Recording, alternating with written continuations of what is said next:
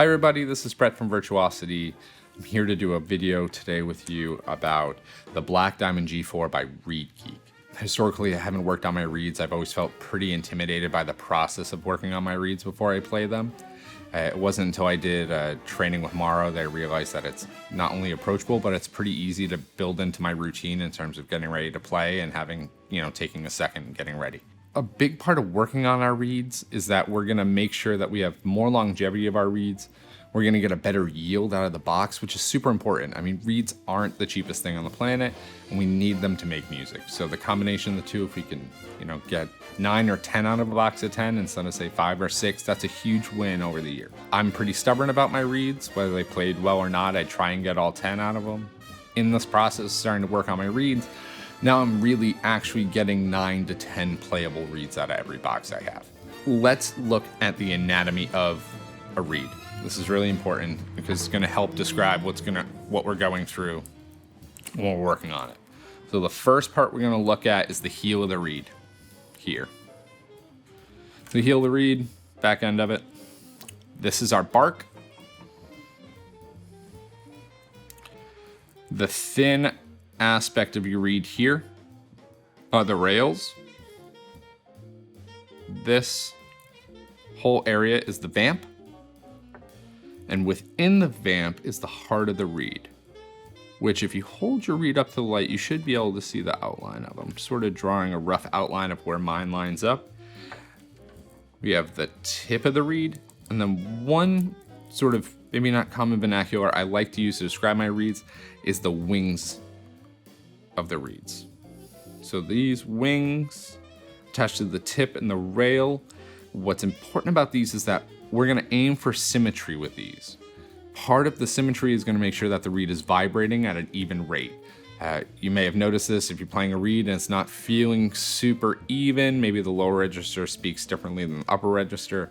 One thing we're gonna correct is that so we can play evenly throughout the whole register.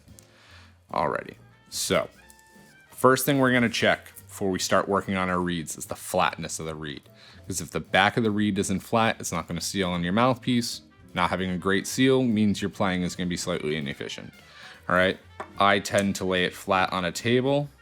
I can actually press down and feel the reed form to the table, which means we're uneven.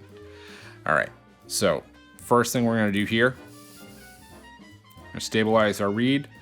We're gonna use the flat portion of the ReedGeek. What's great about the ReedGeek and all these flat sections is they're perfectly straight.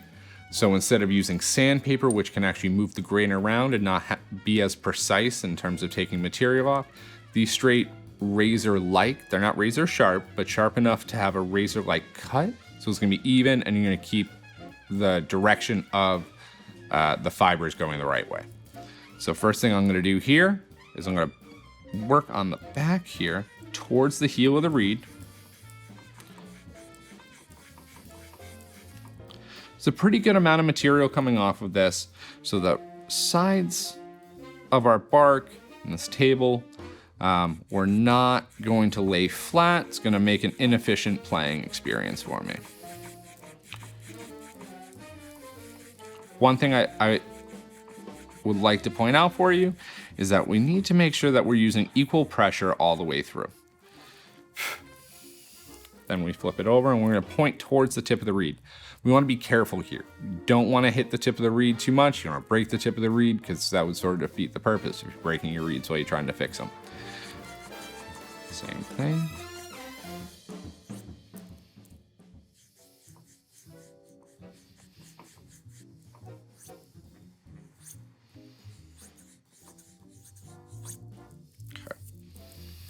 Just want to clean up the back of this a little bit more just to make sure. Okay. Now, as we flip to the bark side of the reed, this is where things can get a little more difficult, but we're going to move slowly and try and be as easy as possible.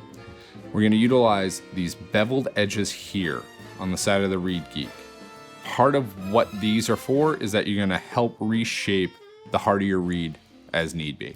Mine's a little off. I mean, my drawing isn't, exact. But what I am going to do is try and make sure that I take off any excess material on the side, the heart of the reed, so it's vibrating all the way through evenly.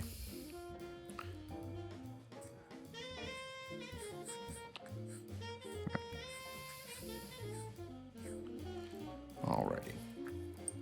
The next part I'm going to use is this top beveled edge right here. So you have a flat part and then this angle here. And this is going to help balance out the density of the reeds. We want these to be as symmetrical as possible so they vibrate evenly. If they're not vibrating evenly, you have an inefficient playing experience. You know, not a fun time.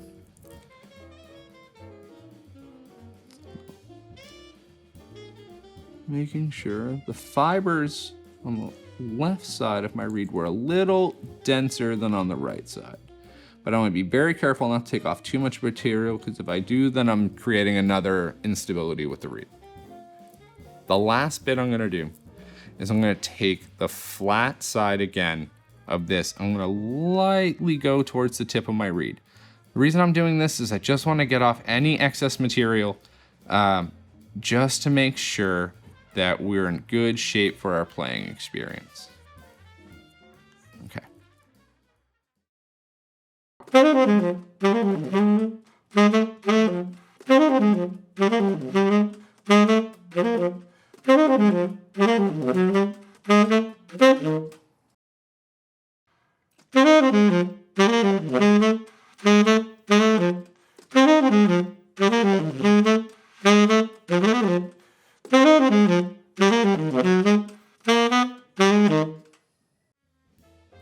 So, just to recap for everything, we're balancing our reeds and making our reeds as even and symmetrical as possible so we have the most efficient playing experience possible.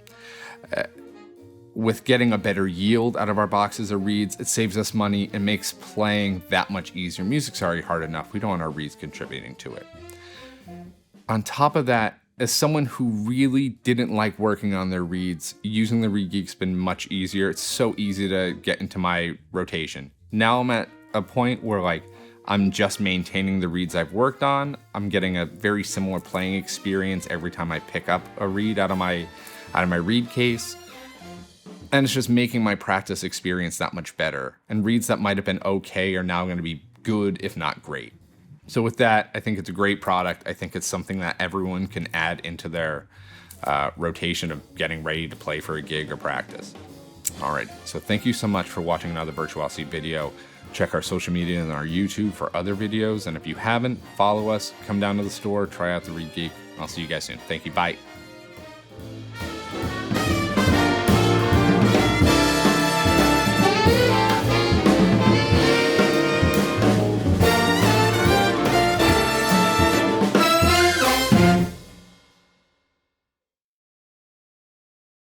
At least my beard looks really good today. It does. It looks great on the camera. Yeah, it's a really good one. That's why I grew my beard back. After the mouthpiece shootout with the mustache, I was like, ah, man, this isn't it.